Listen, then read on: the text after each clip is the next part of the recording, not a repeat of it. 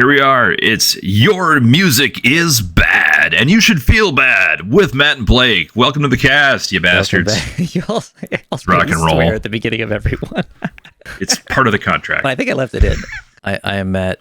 You are Blake. Mike Portnoy, the drummer of Dream Theater, has rejoined Dream Theater after like a lot of years. I don't know exactly how many years. I think maybe like 16 or something.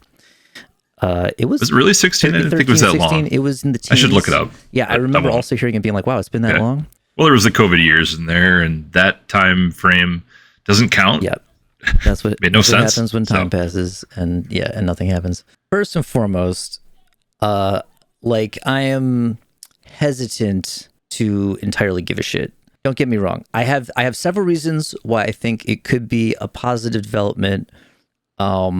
But also reasons to think that it won't necessarily affect my life in any significant way. Mike Portnoy left Dream Theater 2010. He left in 2010, so it was 13 years.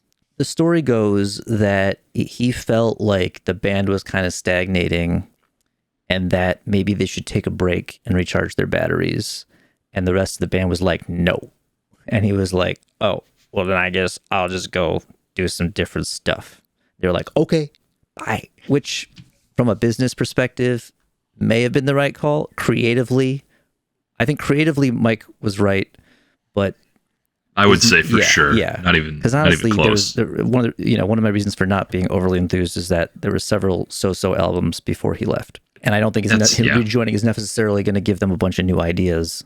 Well, there's certainly been nothing original, creative, all that interesting, just at all since he left. Yeah. So his influence completely out of the band. They did nothing to move forward. Yeah. So maybe back will be better. There's it could be chance. Like I'm not ruling out the possibility. So. Like I don't expect anything like super amazing, but a little bit, back. I don't even want to say the pocket because we usually use that. We reserve that for Toto and Porcaro, but a certain kind of pocket.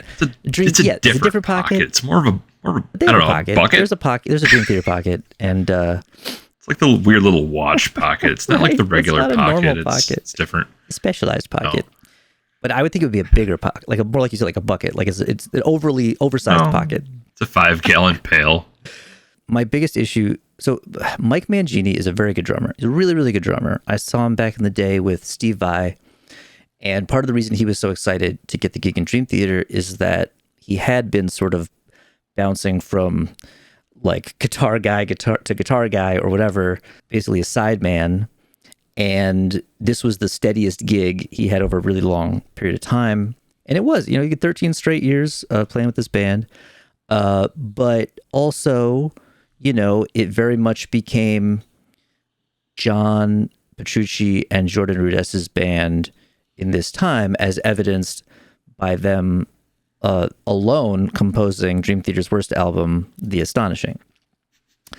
And back when Mike was in the band, it felt like he and JP were sort of the dominant forces, even if there was, a certain amount of contribution from everyone else, especially after Kevin Moore left. They both, I think, creatively and sort of organizationally were the leaders. And so then when Mike left, it was like, it was kind of just John's band.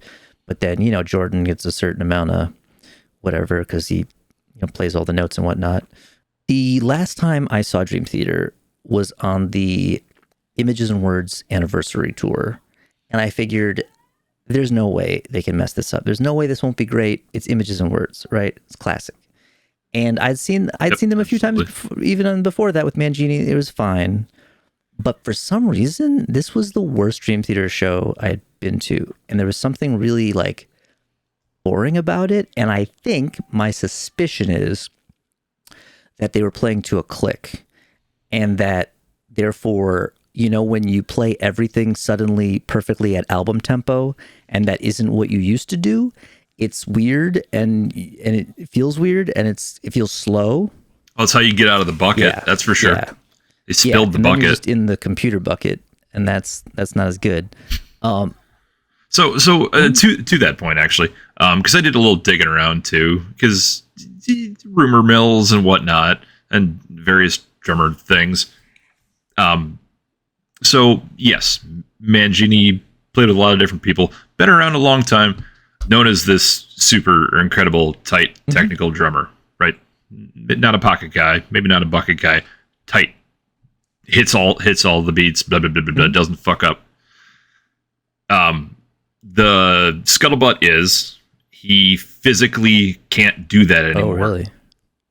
That's I know we've heard a couple of different things that we're going to talk about why he's leaving. I heard a lot of people say if you watch any of the more recent Mangini performances, him live, he's out there short arming it, alligator arming it. He can't reach, physically hit all the things. And that's got a lot to do with this departure. And if you're this incredibly technical drummer and suddenly it's physically hard, yeah, that maybe you got to try to play to a click just to get yourself to keep up because you're in pain. So I don't know. None of this is hard facts. The other side of that is I did hear, like I didn't see it myself, but somebody said they saw like a solid clip of him sort of like losing the tempo, and where Jordan Rudess had to turn his ridiculous rotating keyboard stand around to face him and kind of like conduct him as properly. Hit him with the rhythm stick. Exactly. Hit him with the rhythm stick. The rumor I heard, and I am going to tell you my source, but then I'm going to edit it out because I fair. I got to protect my sources. And apparently they're not doing well financially. Like the last couple tours, last couple albums didn't sell well, which is interesting because the hype you hear from Dream Theater fans, I mean, I certainly felt the last album was just like just nothing, no surprises, right? I mean, he played an 8-string for the first time and you still couldn't tell because he's done other tuned down stuff before. It didn't matter. There was no like you had to listen like, oh, is this the 8-string track? I think so. That didn't even matter. It was just like same old. It's the same old. They're a not very progressive metal band, and that is but bad. You would hear online people be like, oh, it's so good, they won a Grammy, and like, but the thing I was thinking is, in the streaming age, if you convince yourself an album is good but then subconsciously realize it isn't, you're just going to sort of stop listening to it. And back when you used to have to buy albums, it was too late. You'd already bought it, and they would be like, oh, no, you love it. We have your money. It's like, I don't care if you're listening to it anymore. We have your money.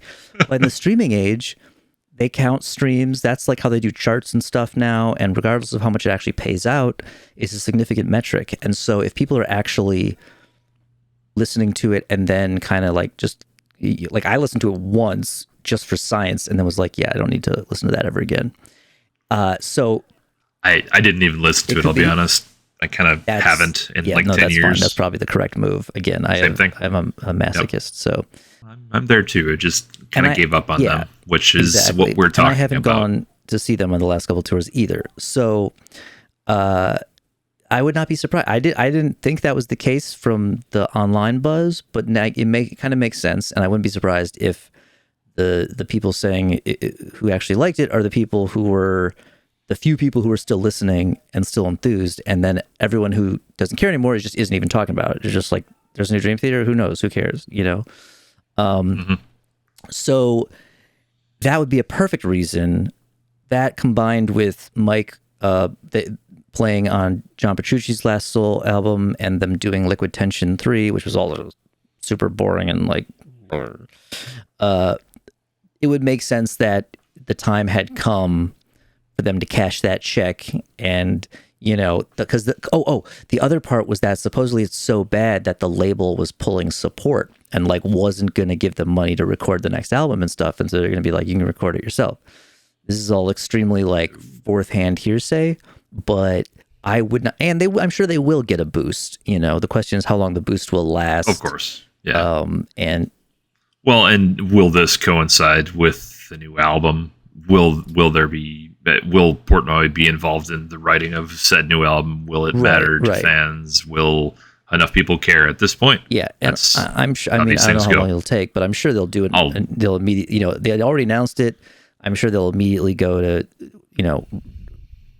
record something. I would almost be surprised if, I mean, man, Genie has a solo album coming out, and that was announced like practically clearly the same been working time. on it. So it's possible they already started working on something. That would probably be the smart, like... Wouldn't surprise me in any way, shape, or form. Yeah, hey, we're going to do this, but maybe let's not officially do it while we work on all this shit in the background, and then we're ready to go. Hey, by the way, surprise, and here's an album. The only kind of reason not to would be to try to keep it quiet. But like, if you're... The way they usually record, it's like, it wouldn't necessarily be hard to keep it from leaking or whatever. So that's a strong possibility. Like, it would be nice if it was better. I wouldn't mind if the click thing was because of Mangini, then I might be tempted to see them again, because I don't think Mike is going to play their old material that way. And while I'm sure that he'll play a few tracks from the Mangini era, I would expect the next tour, first of all, I'm sure whatever new album they do, they'll play way too much of that. And then they'll probably play a few tracks from the less good Portnoy stuff, but they'll, there's no way that they're not going to play a solid chunk of classic stuff. And it might have the energy that they were lacking when I saw them play Images and fucking Words, and it was fucking boring. Oh God! After this announcement, all I saw was Metropolis 3 whatever 3. Give us more. We want the thing now. So I almost want them to do it just to see how bad it would be, because it would be like, what are they going to really like? The second one wasn't even really a sequel, like conceptually. They just were like, let's take the words we said in that other song and map them onto. No, there were themes, musical. Map them onto the plot of a Kenneth Branagh movie. That was not that big, and like to do a sequel to that sequel would be it would almost certainly be as mediocre as Mindcrime 2. But I kind of want them to do. Well, I mean, I'll take all of this over more of the Alcoholics Anonymous stuff. Well, luckily there's only Shattered Fortress. I don't need any more of that. Luckily, there's only 12 steps, and they already did all of them. So hopefully that's done. Don't do them again. Right. Don't relapse. No relapse tracks. Or maybe relapse to the good shit. Relapse farther. Right. I don't know. Does Dream Theater need to take up drinking? There's a lot of bands that got clean and sober and got also Portnoy terrible at the same time. One. Petrucci I don't believe is, because I believe he's behind their branded whiskey, which was sure this whole thing. Which again, that was the one that I was never gonna try because it was like $200. But that this one dude on YouTube did, and I was trying to think what else to say about. So I sent you this clip, which is Finally Free, the last track on Scenes from a Memory, Metropolis Part 2, and it's known for being this. It's sort of a drum solo, but it's like a well used drum solo. It's like the outro of the song, and